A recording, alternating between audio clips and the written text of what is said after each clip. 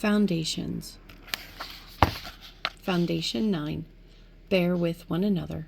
Forgive as God has forgiven you. Day 5.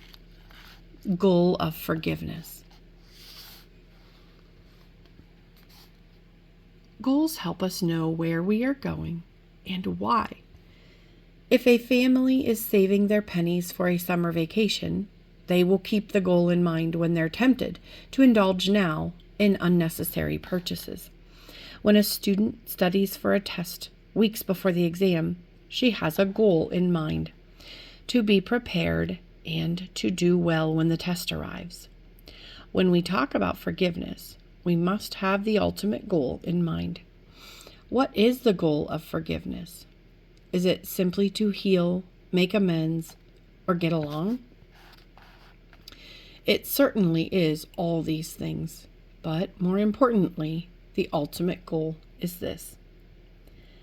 Brothers, if anyone is caught in any transgression, you who are spiritual should restore him in a spirit of gentleness.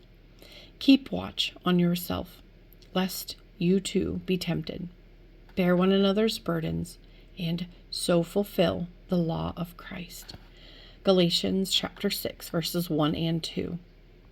The goal of forgiveness and bearing with a brother or sister in Christ is reconciliation. The process of reuniting, coming back together, becoming friends again. Simply put, it is healing the relationship. Between believers, the goal of forgiveness is reconciliation with one another. It is to spur one another on toward becoming complete in Christ. But sometimes we must forgive a non-believer, someone who is not yet a believer, or not yet a brother or sister in the family of faith. When we forgive a non-believer, the goal of forgiveness is that he or she might be reconciled to God, seeing in us a picture of the forgiveness that God offers through Jesus. You see, the end goal of all forgiveness and restoration is that we might have peace with God and with each other.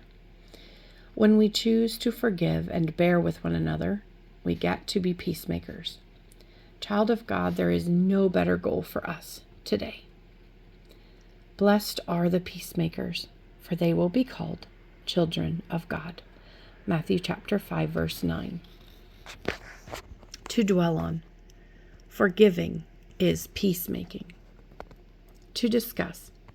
Have you ever helped your siblings reconcile or stop fighting? What did you say or do to help them reunite?